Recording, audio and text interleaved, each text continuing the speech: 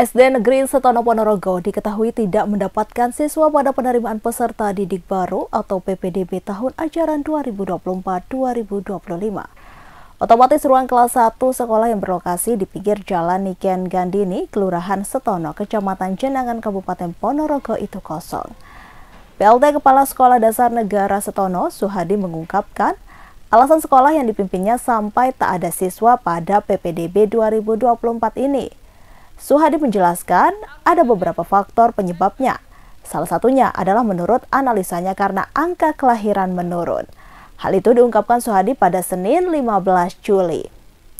Selain itu, di lingkungan Sekolah Dasar Negeri Setono juga banyak sekolah, baik itu dari sekolah swasta maupun sekolah negeri yang lokasinya berdekatan dengan SD Negeri Setono.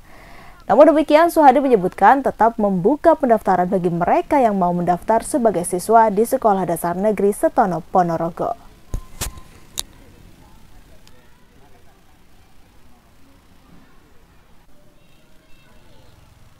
Kondisinya dapat berapa siswa dan apa langkahnya? Ya, alhamdulillah sampai saat ini belum ada yang mendaftar, dan langkah-langkah yang sudah kami lakukan adalah ya sudah ke rumah mencari murid. Di samping itu memang angka kelahiran itu sepertinya menurun dari peserta TK saja itu sudah menurun, dan langkah-langkah kami saya rasa sudah maksimal dan memang itu sudah saya rasa memang sudah maksimal sekali. Kalau penyebabnya sendiri Pak? Penyebabnya sendiri mungkin kami secara detail tidak tahu dari masing-masing wali-murid. Yang jelas memang dari TK-nya juga seperti itu, dan di lingkungan SDN Setono itu juga banyak sekolah yang lain. Jadi di lingkungan itu juga banyak sekolah yang lain, mungkin banyak pilihan lah, banyak pilihan. Jadi seperti itulah pilihan dari wali murid, dan kami tidak bisa memaksakan. Jadi seperti itu, Mas. Untuk saat ini Pak, pendaftaran di SD sekolah itu seperti masih dibuka? Untuk pendaftaran, kami kapanpun nanti ada yang mendaftarkan, bahkan mungkin seminggu 2 minggu lagi yang daftar itu memang harus kami terima. Kami tidak boleh untuk menolaknya. Dan apapun istilahnya anak itu inklusif atau tidak, pokoknya semua tipe yang mendaftarkan itu akan saya terima, dan kami tidak boleh untuk menolaknya untuk masuk terutama di SDN Setono. Jadi gitu, Mas. Inilah sosok wanita yang dijuluki Bos Durian Tasikmalaya yang memberi hadiah sepeda motor baru untuk Peggy Setiawan. Ia adalah Tiara Rahmi Pertiwi yang memberikan motor berplat unik terbaca seperti nama Peggy P33GI. Meskipun begitu, belum diketahui apakah plat nomor tersebut asli atau hanya simbolis. Kedatangan motor itu di rumah Peggy di Desa Kepongpongan, Talun, Kabupaten Cirebon, Jawa Barat pada Minggu 14 Juli disambut meriah keluarga dan para warga. Adapun penyerahan hadiah dilakukan oleh adik Tiara, Ziran Zibrani, sekira pukul 2 siang waktu Indonesia Barat. Ziran menjelaskan hadiah itu merupakan bentuk empati dan dukungan untuk Peggy. Selain motor, Tiara juga memberikan jaket baru untuk Peggy. Fakta baru terungkap, pelaku penembakan terhadap Capres Amerika Serikat dari Partai Republik Donald Trump menggunakan senapan tempur. Namun dia bukan seorang anggota militer, melainkan anggota klub olahraga tembak. Diketahui pelaku penembak Trump bernama Thomas Crooks, 20 tahun. Dia merupakan anggota klub menembak. Klub tersebut berlokasi sekitar 80 km dari lokasi percobaan pembunuhan terhadap Trump. Demikian diungkap presiden dari klub menembak tersebut, Bill Selito. Namun demikian ia enggan berkomentar lebih jauh terkait insiden penembakan Trump. Selito juga mengecam tindakan yang dilakukan oleh Crooks. Ia menyampaikan duka mendalam bagi para korban. Di sisi lain, Pentagon turut buka suara terkait profil dari Crooks. Jubir Pentagon Patrick Ryder mengatakan Crooks tidak memiliki latar belakang militer. Sebelumnya diberitakan Biro Investigasi Federal atau FBI mengatakan Crooks menggunakan senapan AR Style 556. Senjata itu ternyata dibeli secara legal. Pihak berwenang meyakini senjata semi-otomatis itu dibeli oleh ayah penembak. Namun belum diketahui bagaimana pelaku bisa memegang senjata tersebut, apakah dia mengambil tanpa sepengetahuan ayahnya. Senapan air style merupakan salah satu senjata Amerika Serikat yang paling populer, dikenal dan juga terkenal. Pria bernama Nur Rahmat, 25 tahun, diamankan polisi atas tindak dugaan kekerasan dalam rumah tangga atau KDRT. Ia diduga menganiaya istri dan anaknya sendiri di sebuah kos di Kecamatan Ngasem, Kabupaten Kediri, Jawa Timur pada Kamis 11 Juli lalu. Nur Rahmat tega menyiramkan air keras ke istrinya sendiri berinisial PK, 24 tahun. Bahkan anaknya yang masih berusia 2 tahun, PM, juga turut menjadi korban. Kasus KDRT telah dikonfirmasi Kasat Reskrim Polres Kediri AKP Fauzi Pratama pada Minggu 14 Juli. Ia menuturkan tindak penganiayaan ini bermula saat tersangka mendatangi kos korban pada Kamis 11 Juli sekira pukul 7:30 waktu Indonesia Barat. Tersangka datang ke kos korban untuk menjenguk anak dan juga istrinya. Namun sampai di lokasi, antara tersangka dan istrinya terlibat cekcok. Dalam pertengkaran keluarga tersebut, sang istri sudah tak mau tinggal lagi dengan tersangka. Tersangka yang emosi pun lantas menyiramkan air keras ke istrinya. Ternyata air keras tersebut sudah disiapkan oleh tersangka sebelum bertemu sang istri. Dari siraman air keras tersebut, korban mengalami luka bakar di bagian telinga kanan, lengan kanan dan kiri, area mata sebelah kanan, serta lutut dan paha kiri.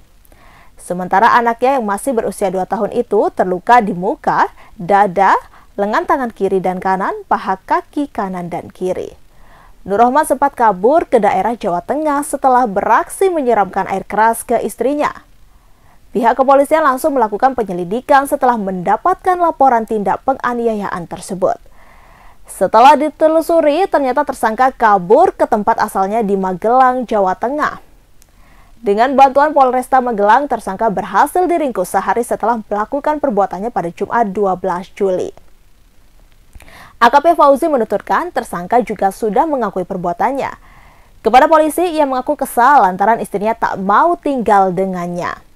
Nur Rahmat juga curiga bahwa sang istri mempunyai hubungan dengan laki-laki lain. Terkait motif, tersangka menyiramkan bahan kimia tersebut agar tak ada laki-laki lain yang menyukai sang istri. Divisi Propam dan Irwasum Polri turut melakukan evakuasi ke penyidik untuk menangani kasus kematian Vina dan pacarnya Eki di Cirebon yang terjadi pada 2016 silam. Senin 15 Juli, Kabat Reskrim Polri Komjen Wahyu Widada mengatakan sejauh ini proses evaluasi masih dilakukan oleh pihak Mabes Polri. Selain itu, Wahyu juga tak menutup kemungkinan jika kasus tersebut akan ditarik untuk ditangani oleh Bareskrim Polri.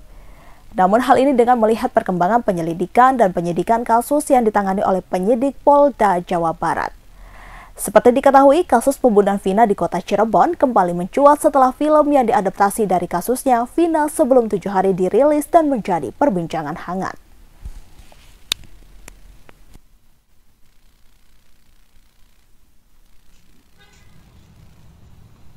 Juga kita minta uang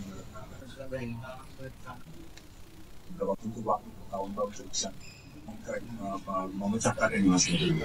Tapi kita terus akan melakukan evaluasi dan juga mengkaji ini semua mengenai terhadap semua ya. Oke. Bapak terkait kasus Vina, Pak, itu kan terakhir akan mengevaluasi hasil penyidikan yang dilakukan di Polda Jabar, Pak. Ini saat ini gimana, Pak? Penyidik yang melakukan penyidikan bagaimana? Apakah Pak? Ya, ini semua kan sedang proses yang berjalan dan tidak kerja sendirian, dan dari Propam dan Aswasu akan bekerja sama untuk melihat ini semua. Biasanya ya, sekarang dalam proses. Ya. Oke. Polisi berhasil mengungkap kasus peredaran narkoba di wilayah Kalipasir, Menteng, Jakarta Pusat dalam rangka Operasi Nilai Jaya 2024 yang berlangsung selama 2 pekan di rentang bulan Juli 2024. Adapun pengungkapan itu sebanyak 42 tersangka berhasil ditangkap beserta barang bukti narkoba jenis sabu seberat 2 kg. Terkait hal ini, terungkap bahwa terdapat modus yang digunakan oleh salah satu tersangka dalam mengedarkan narkoba jenis sabu di wilayah tersebut. Senin 15 Juli, Kasatres Narkoba Polres Metro Jakarta Pusat AKBP Iverson Manoso mengatakan, Modus yang dilakukan salah satu tersangka yakni menggunakan popok bayi sebagai alat membungkus narkoba ketika melakukan transaksi. Iver menyebutkan bahwa tersangka telah berulang kali menggunakan modus popok bayi ketika mengantar paket narkoba kepada calon pembelinya. Hanya saja Iver tak menjelaskan secara rinci berapa banyak narkoba yang dimasukkan tersangka tersebut ke dalam popok bayi itu.